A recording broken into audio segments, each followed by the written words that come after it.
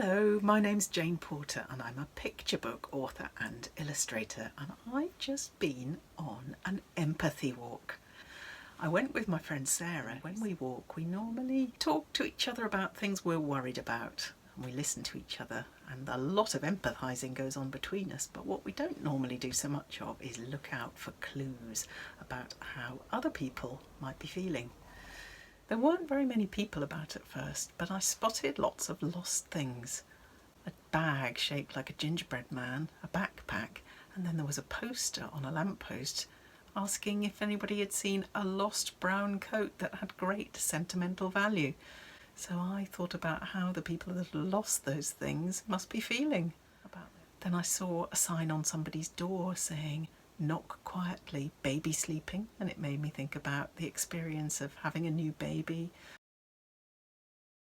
And then I spotted some cardboard dinosaurs that children had made in somebody's window, and I thought about all the hard work that had gone into putting those together. One of the first things that happened on the walk was that we bumped into my friend Maggie, who looked very, very tired. And the reason she was tired was because she'd been looking after her grandchildren. A little while after that, I saw some beautiful pavement chalk drawings that had obviously been done by little children. And when I saw those, they made me feel really happy because I could just tell what fun the children had had drawing on that pavement. A little while later, we bumped into another friend called Jill, and she'd just been shopping. And she'd been waiting to go to a bookshop, but when she went to the bookshop, it was shut. We were in our local park by now, and we wandered through, and there were lots of people. Even though it was quite cold, there were lots of people out enjoying meeting up with each other, and there were children playing football, and there was really a sense that everybody was happy to be out and together again.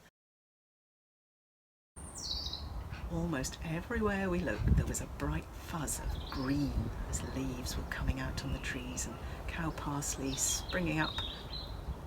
And that just made us both feel quite optimistic. As we passed a group of trees, I could see some teenagers sitting in a lovely quiet little spot listening to music and chatting.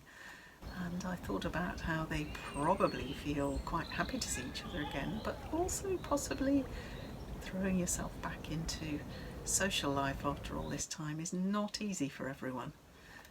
We stood on a bridge and looked down into the River Wandle, where a tree had fallen in and caught lots of rubbish in its branches, and I thought about how that was going to affect the wildlife.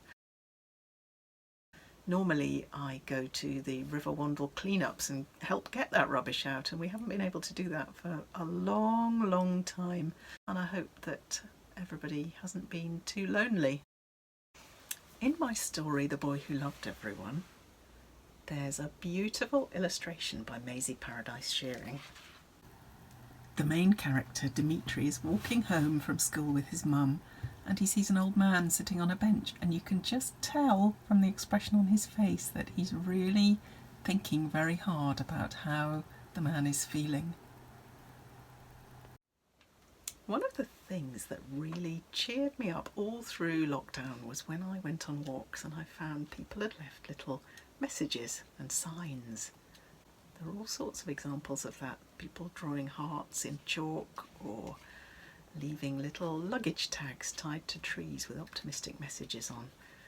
So when I was asked to think of what my empathy resolution might be, I wondered if a good one might be to start leaving some of those things myself for other people to find. So I hope you enjoy going on your own empathy walk and just finding out a little bit more about what other people might be thinking and feeling. Good luck!